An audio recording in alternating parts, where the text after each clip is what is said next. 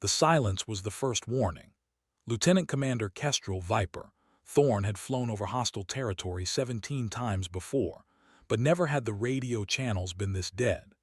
Static crackled through her headset like distant thunder as her FA-18E Super Hornet sliced through the pre-dawn darkness at 38,000 feet. Below, the mountainous terrain of occupied Valdonia stretched endlessly, its peaks shrouded in morning mist that looked deceptively peaceful from her cockpit. Ghost Tower, this is Viper 17, requesting status update on Search Grid Alpha 4, she transmitted, her voice steady despite the growing knot in her stomach. The mission briefing had been vague: locate and extract a high-value asset whose transport had gone dark 3 days prior. What they hadn't told her was why a decorated pilot with over 300 combat hours was flying solo into what intelligence suggested was the most heavily defended airspace in the region. The response came not through her radio but through her radar warning receiver. 4 contacts, bearing 090, climbing fast. Her heart rate spiked as the familiar chirp of missile lock filled her cockpit. She banked hard left, the G-forces pressing her deep into her ejection seat, but the contacts followed with predatory precision. Enemy fighters, and they were closing. Multiple bandits bearing 090, I am engaged, she radioed, though she knew no one was listening. Her wingman, Coulson Torque, should have been flying 3 miles to her starboard, but his radio had gone silent an hour ago. Command had ordered radio silence for the final approach, but this felt different. This felt like betrayal. The first missile streaked past her canopy, close enough that she could see the white-hot exhaust trail. Her countermeasures deployed automatically, chaff and flares painting brilliant stars against the purple sky, but the enemy pilots were good. Too good. They flew with the calculated aggression of seasoned aces, not the desperate fervor of conscripts defending their homeland. As she dove toward the valley floor, pushing her Super Hornet to its structural limits, Viper couldn't shake the feeling that someone had wanted her to find these fighters. The timing was too convenient, the intercept too precise. 3 days ago, General Marcus Kane, the Pentagon's most decorated intelligence officer, had vanished during what should have been a routine diplomatic mission. Now she was alone, outnumbered 4-1, in enemy airspace that felt more like a carefully orchestrated trap than a rescue mission. The mountains rushed up to meet her as she leveled out at 500 feet, her aircraft's terrain-following radar painting the rocky landscape in green phosphorescent lines. Behind her, the enemy fighters spread into attack formation, their intentions crystal clear. They weren't trying to shoot her down, they were herding her deeper into the valley, toward something she couldn't yet see but already dreaded finding. The mission parameters had been wrong from the beginning. General Kane wasn't lost, he was bait. The first MiG-29 came in high and fast, its pilot clearly expecting an easy kill against what intelligence had probably described as a routine reconnaissance flight. Lieutenant Commander Thorn had other plans. She pulled back on the stick, sending her Super Hornet into a climbing spiral that would have made her flight instructors proud, if any of them were still alive to see it.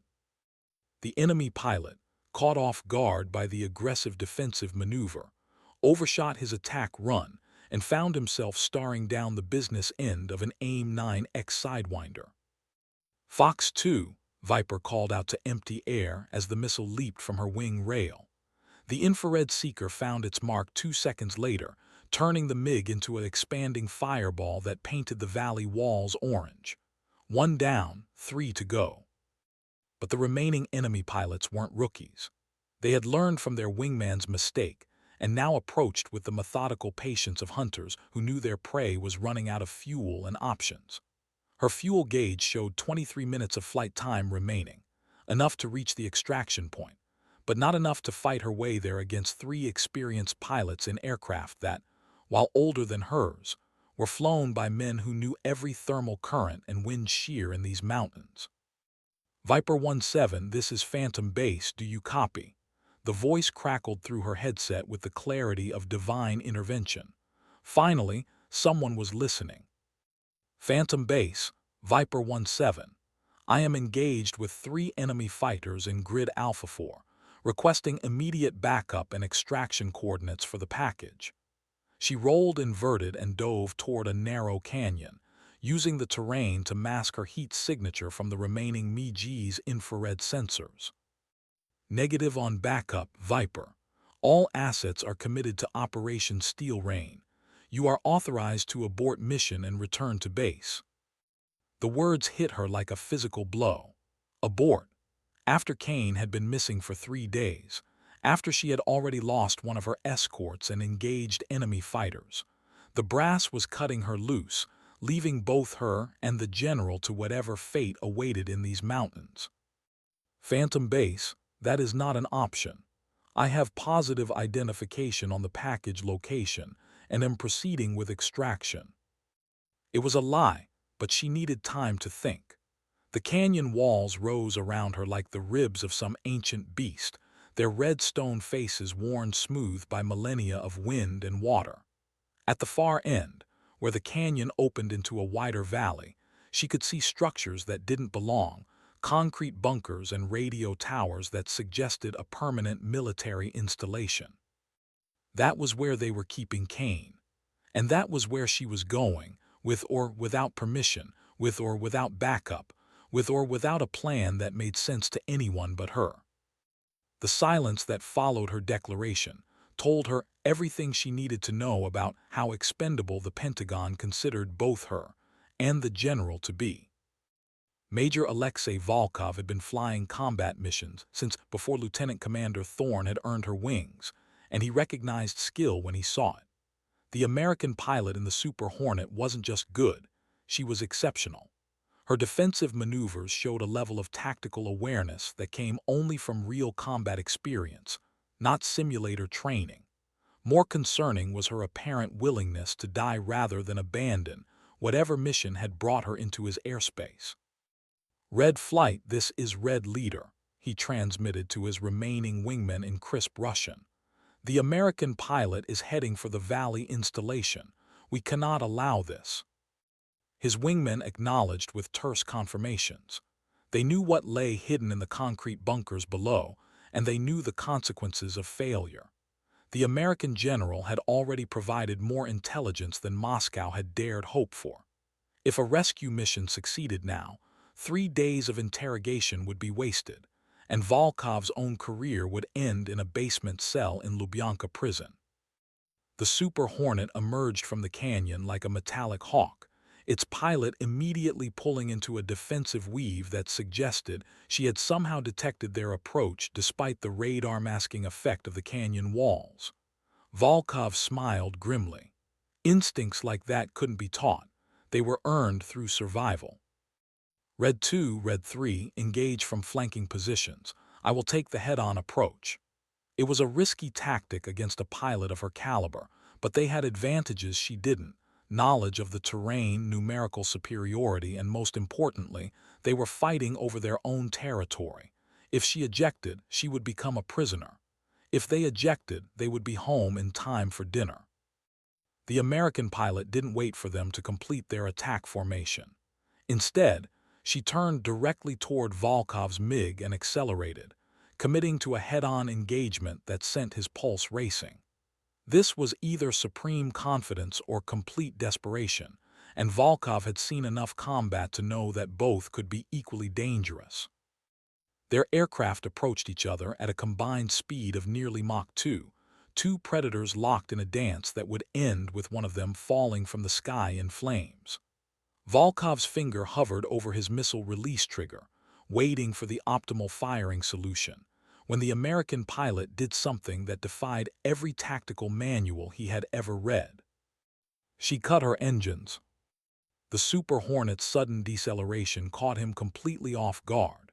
His MiG shot past her position while she slotted in behind him, close enough that he could see her helmet through his mirrors.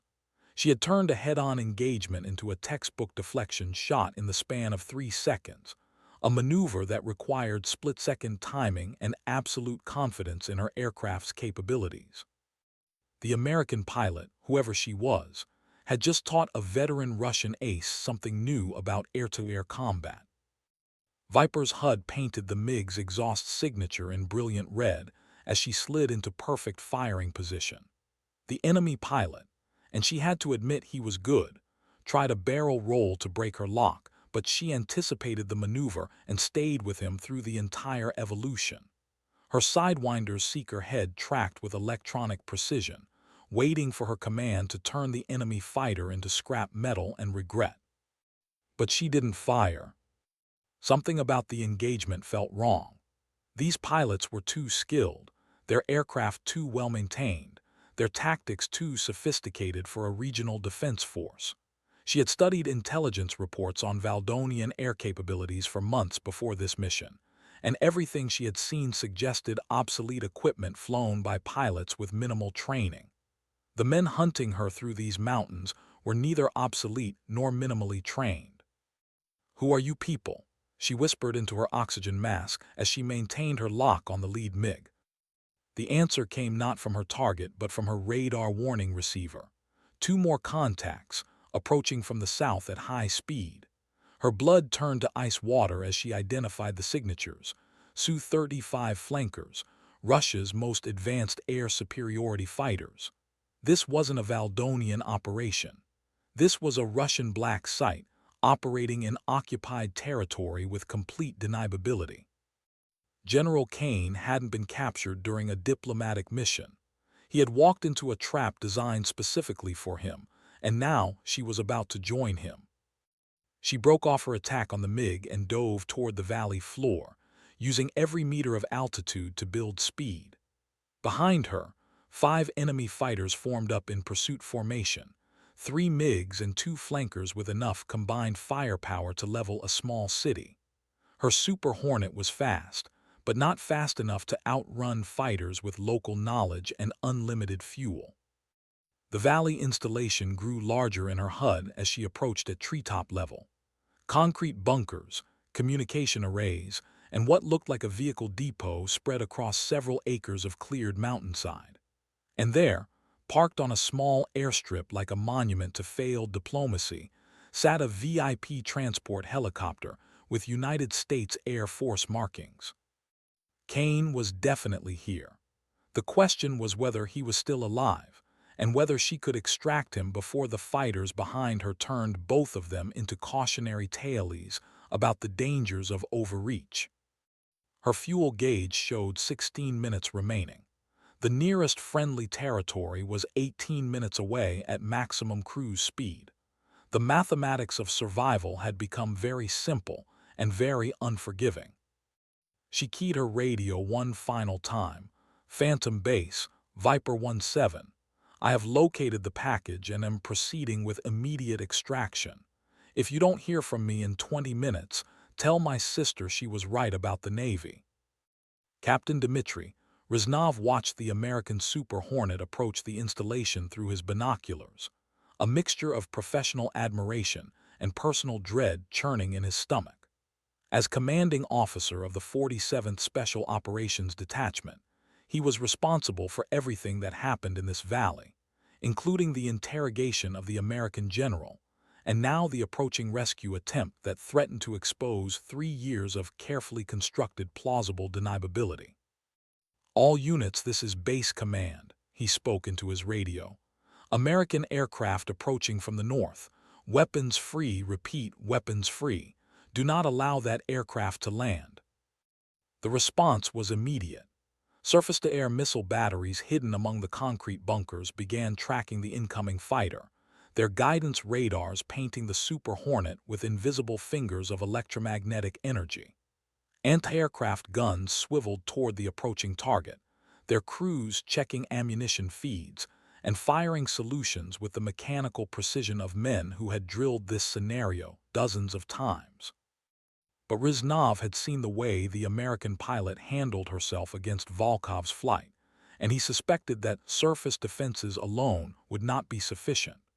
This pilot had skills that went beyond standard military training, the kind of edge that came from flying missions that didn't officially exist, in places that weren't supposed to appear on any map. He keyed a different frequency. "General Kane, I trust you are monitoring our radio traffic." The reply came from the bunker where the American officer was being held, his voice carrying the careful neutrality of a man who understood his precarious position. "I am listening, Captain. Your rescue has arrived. One pilot flying alone against impossible odds. Very dramatic, very American. Tell me, General, is she expendable, or does Washington actually expect her to succeed?" There was a long pause before Kane answered, and when he did, his voice carried an edge that Reznov had not heard during 3 days of interrogation. "That depends, Captain. Do you believe in miracles?" Through his binoculars, Reznov watched the Super Hornet pull into a climbing turn that should have been impossible at that speed and altitude. The pilot's G-tolerance was clearly exceptional, but even more impressive was her tactical awareness. She had somehow detected the SAM radar's acquisition and was now using the mountainous terrain to break their tracking locks while simultaneously positioning herself for an attack run on the installation. "Perhaps your pilot is more resourceful than anticipated," he admitted to Kane. "Her call sign is Viper," Kane replied. "And Captain, you have no idea what you're dealing with." The first surface-to-air missile leaped from its launcher like a telephone pole with wings, its exhaust trail drawing a white line across the blue sky as it sought the heat signature of the American fighter. Reznov held his breath, waiting for the inevitable explosion that would end this rescue attempt before it could truly begin. Instead, he watched in professional fascination as the Super Hornet performed a maneuver that defied both physics and common sense. Viper felt the SAM's proximity fuse detonate behind her left wing as she rolled inverted and dove toward the valley floor. Shrapnel peppered her aircraft's skin, and warning lights began illuminating her cockpit like a malevolent Christmas tree, but the Super Hornet kept flying. Boeing engineers built their fighters to survive battle damage, and she was about to test those design specifications to their absolute limits. "Missile launch, bearing 270, her radar warning receiver announced in its calm, electronic voice. Another SAM, this one fired from a mobile launcher she hadn't detected. The valley was clearly more heavily defended than intelligence had suggested, which, given the complete failure of intelligence up to this point, shouldn't have surprised her. She deployed chaff and flares while pulling into a climb that pushed her G-suit to its maximum protective capability. The missile's guidance system, confused by the cloud of metallic strips and infrared decoys, chose to detonate harmlessly 200 meters behind her aircraft. But the respite was temporary. Her RWR was now painting contacts all around the valley, indicating at least 6 active SAM sites and multiple radar-guided anti-aircraft positions. The enemy fighters were still behind her, but they had wisely chosen to remain outside the surface-to-air engagement envelope. No point in risking friendly fire when the ground defenses were doing their job effectively. It was a sound tactical decision that left her trapped between 2 lethal threats with no apparent escape route. Time for some creative problem-solving. She rolled her Super Hornet toward the largest bunker complex, where intelligence photos had shown what looked like a command center. If Kane was being held anywhere, it would be there, in a facility designed to be both secure and survivable. The same concrete walls that would protect him from artillery strikes would also provide cover for her landing approach, if she could survive long enough to reach them. "Viper 17 to any station monitoring this frequency," she transmitted on the emergency channel. "I am declaring a pilot in distress situation and requesting immediate assistance."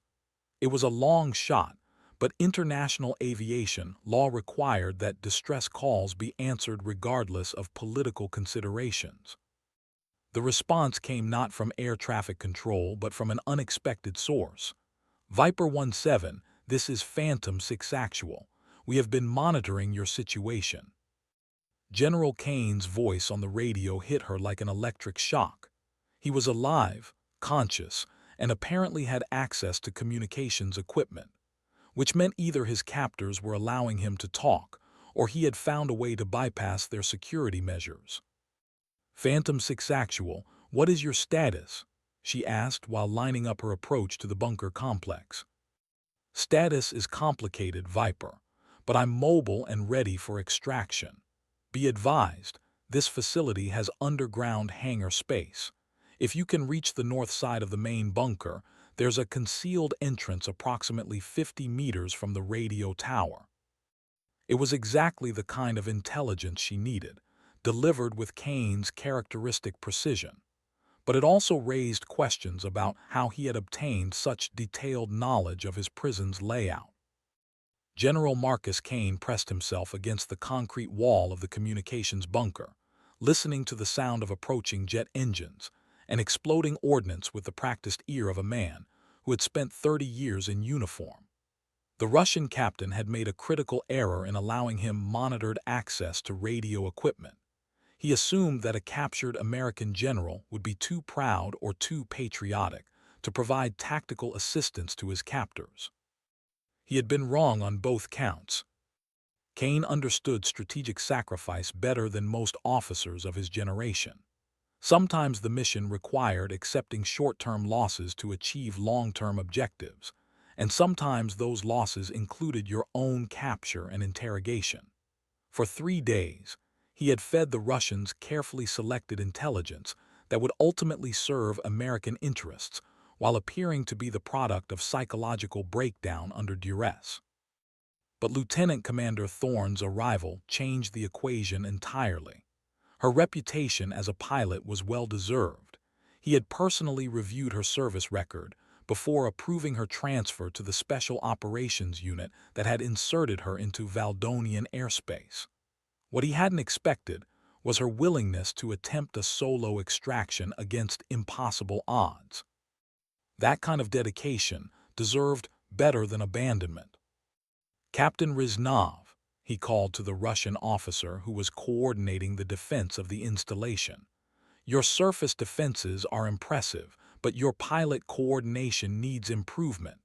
The American fighter is going to reach the bunker complex. Riznov turned from his tactical display with the expression of a man who was beginning to doubt his own tactical assessments. General, even assuming your pilot survives the SAM engagement, how does she intend to extract you? Her aircraft is a single-seat fighter. Kane smiled for the first time in 3 days. Captain, you've been fighting this war with conventional thinking. Lieutenant Commander Thorne doesn't operate according to conventional parameters. Through the bunker's reinforced windows, he could see the Super Hornet approaching at impossible speed and altitude, still somehow evading missile locks despite being targeted by every air defense system in the valley. The pilot, Viper, was flying with the kind of aggressive precision that separated exceptional aviators from merely competent ones. And then she did something that caused even Kane to question his confidence in her abilities. Instead of landing near the bunker complex, she pulled into a vertical climb and ejected at precisely the moment when her aircraft would achieve maximum altitude. Her ejection seat separated from the climbing Super Hornet, which continued upward on momentum, while she descended under canopy directly toward the installation. It was either the most brilliant tactical decision Kane had ever witnessed, or the most spectacular suicide attempt. The distinction would be determined in the next 60 seconds, when Viper's parachute brought her down among 47 hostile personnel armed with automatic weapons, and a very clear understanding of what her capture would mean for their operational security. Captain Riznov stared at the descending parachute with undisguised amazement. Your pilot, General, is she completely insane? Kane checked his watch and began moving toward the bunker exit. Captain, you're about to find out. Lieutenant Commander Kestrel Thorne hit the ground running. Her parachute landing fell techniques, drilled into muscle memory during 3 tours of duty that officially didn't exist, absorbed most of the impact as she rolled across the rocky ground, and immediately began shrugging out of her harness. 40 meters away, Russian soldiers were emerging from defensive positions, with the cautious movements of men who weren't quite sure what they were dealing with. She didn't give them time to figure it out. The sidearm that every naval aviator carried for survival situations had never been intended for offensive operations. But Viper had learned long ago that survival sometimes required redefining the parameters of engagement. Her first 3 shots scattered the closest group of soldiers, not because she was trying to kill them, but because suppressive fire was often more effective than aimed fire when the objective was movement rather than elimination. Phantom 6 Actual, I am on the ground and moving toward your position. She spoke into her survival radio while sprinting toward the bunker complex. Behind her, automatic weapons fire began stitching the ground with small explosions of dust and stone fragments.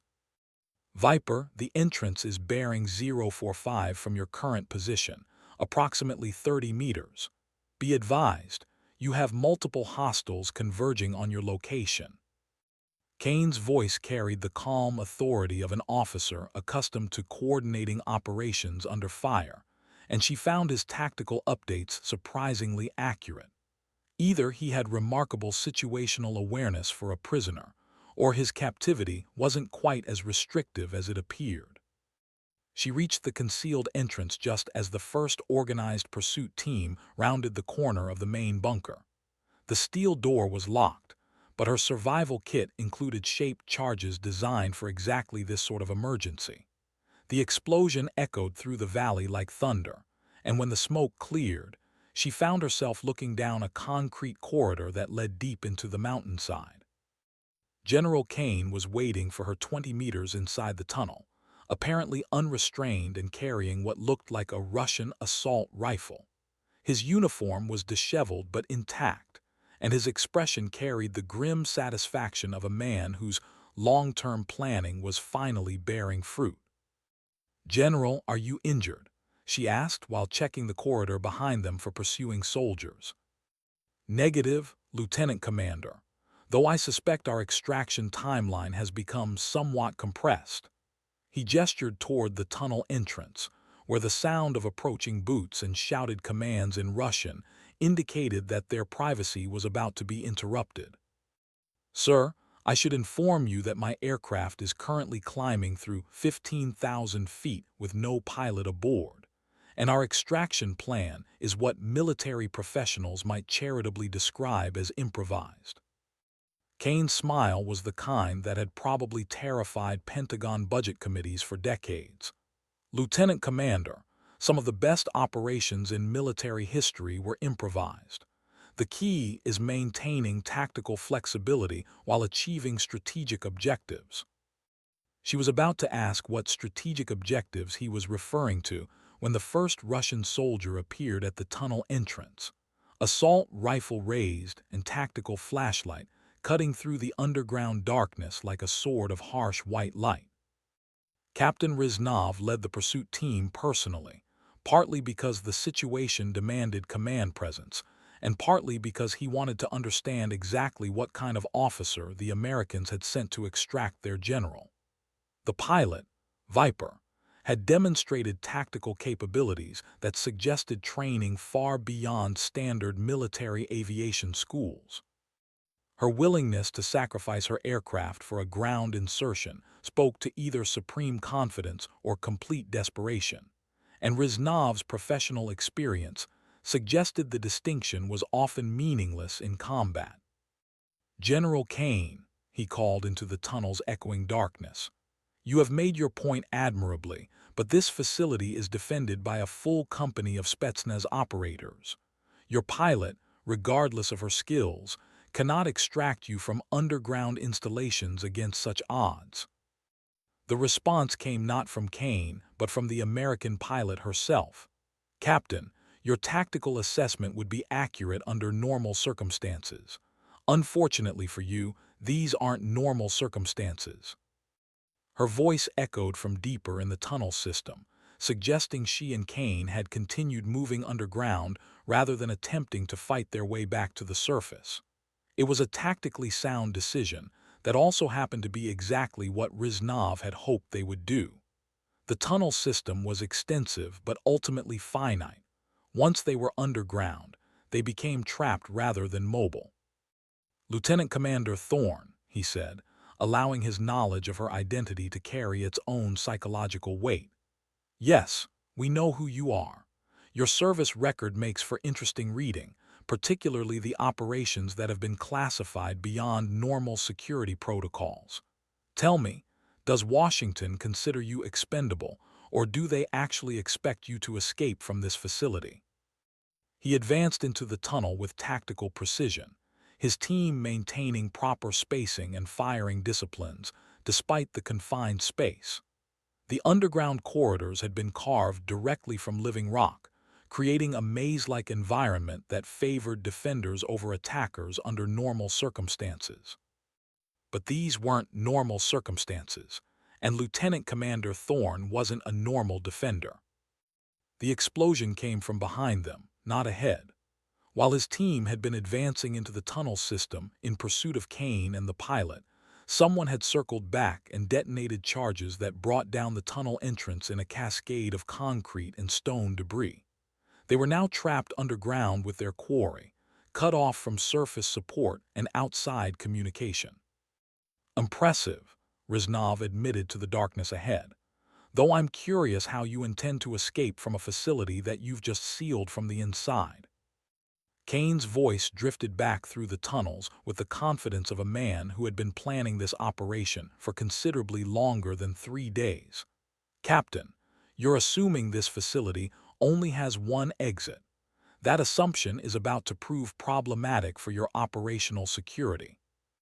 Reznov felt the first cold touch of genuine concern as he realized that the American general knew more about this installation than any prisoner should, which suggested that his capture hadn't been the intelligence coup Moscow believed it to be. Deep beneath the Valdonian Mountains, in a section of the tunnel system that didn't appear on any Russian operational maps, General Kane led Lieutenant Commander Thorne through passages that had been carved during World War II by resistance fighters who understood the strategic value of mobility and concealment. The Russians had built their installation on top of historical infrastructure, without fully understanding what lay beneath their concrete and steel. "General, how do you know about these tunnels?" Viper asked as they navigated through corridors that showed evidence of recent use despite their obvious age. "Lieutenant Commander, some operations require years of preparation.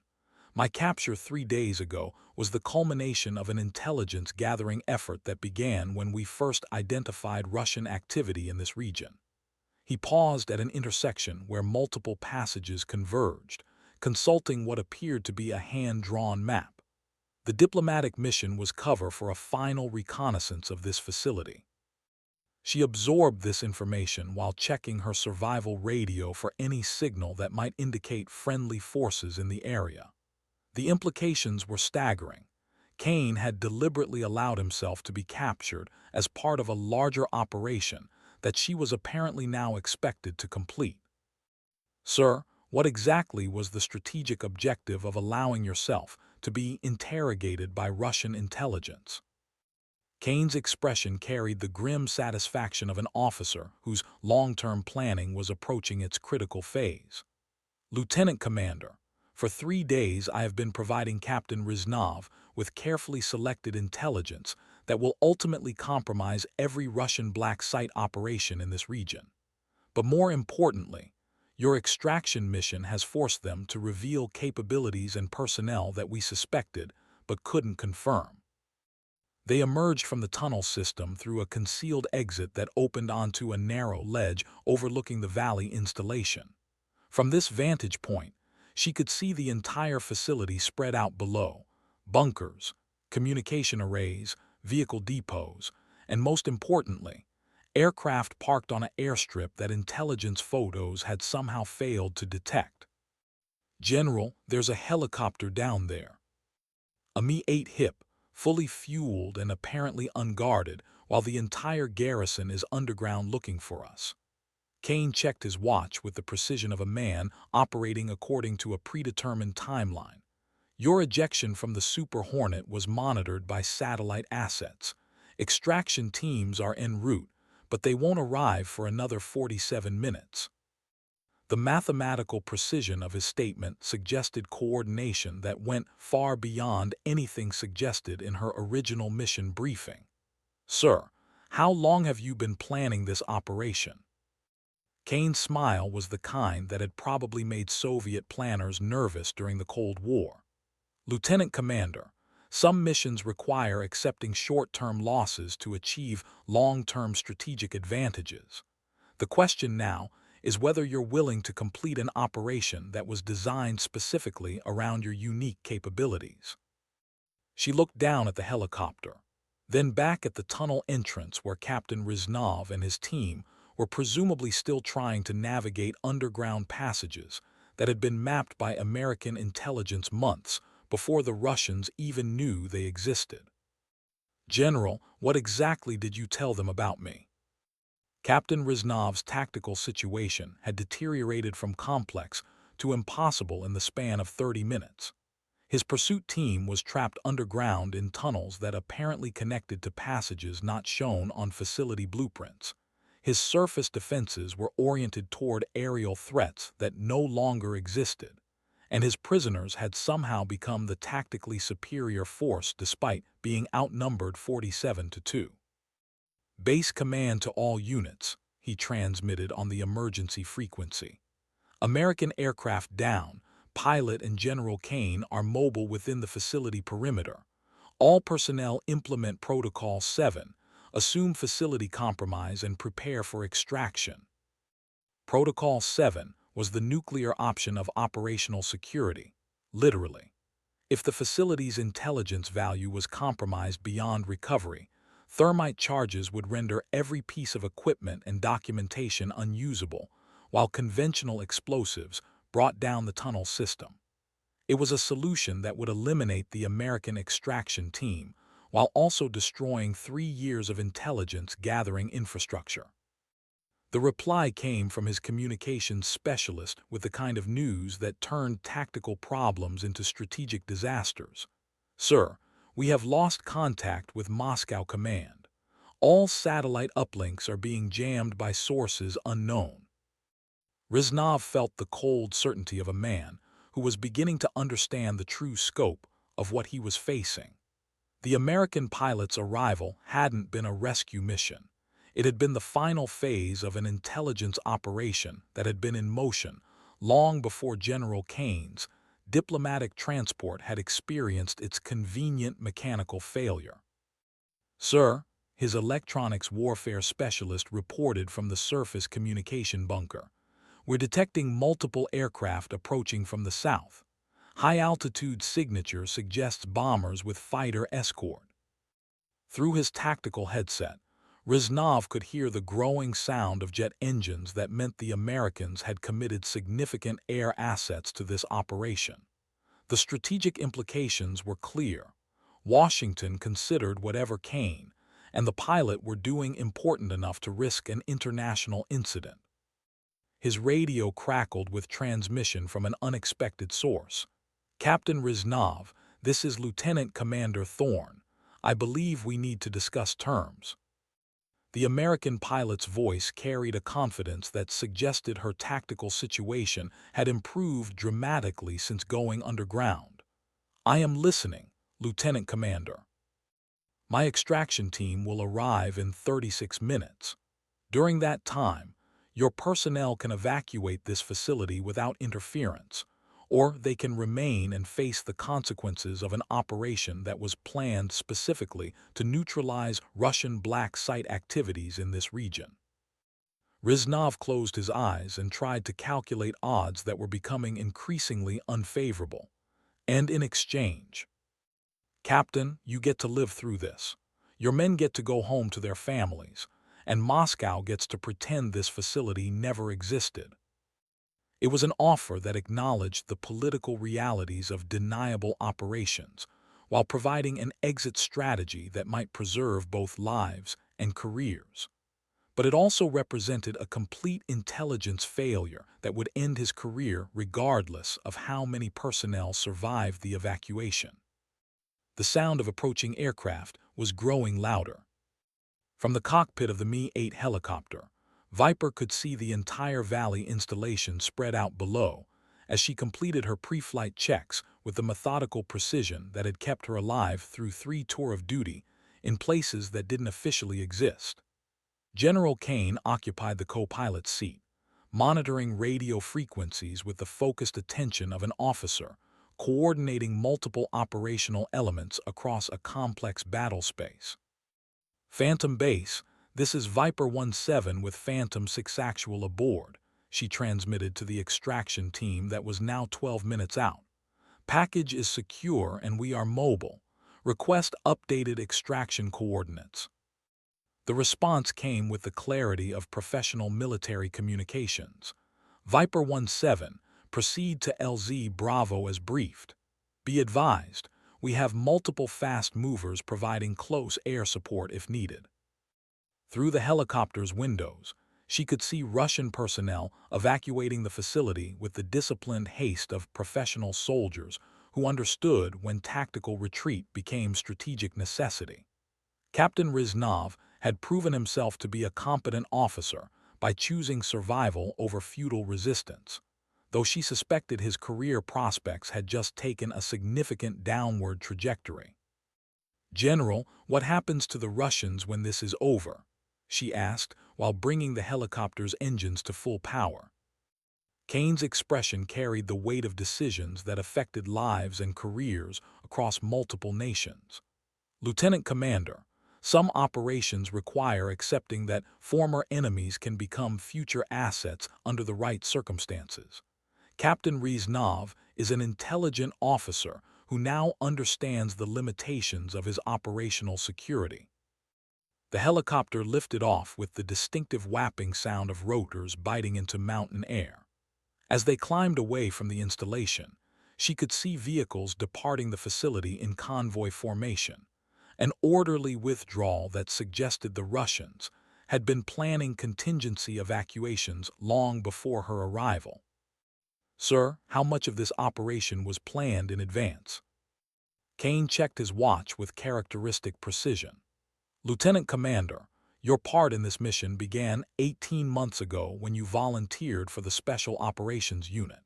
Your tactical capabilities and willingness to accept high-risk assignments made you the ideal candidate for an extraction that required improvisation under extreme circumstances."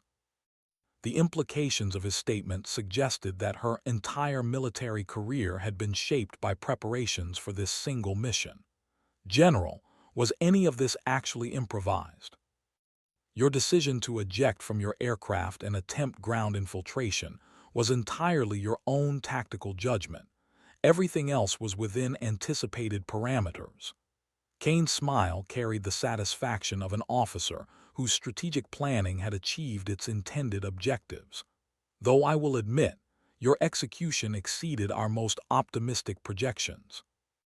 As they flew toward the extraction coordinates, Viper realized that she had been participating in an intelligence operation that operated on timescales and complexity levels far beyond standard military missions.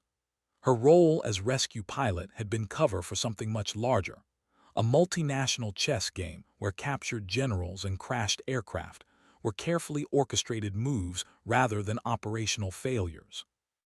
The radio crackled with transmission from the approaching extraction team. "Viper 17, we have visual contact. Outstanding work, both of you." Colonel James Hartford watched the helicopter approach LZ Bravo through his aircraft's tactical display. Feeling the complex mixture of relief and professional admiration that came from witnessing a successful operation that had balanced on the edge of catastrophic failure for the better part of 4 hours. As mission commander for the extraction team, he had been monitoring Lieutenant Commander Thorne's tactical situation since her initial contact with enemy fighters, and her performance had exceeded every parameter established in their pre-mission planning. "All units, this is Hartford 6. Package recovery is successful. Begin withdrawal to plan coordinates." His F-15E Strike Eagle led a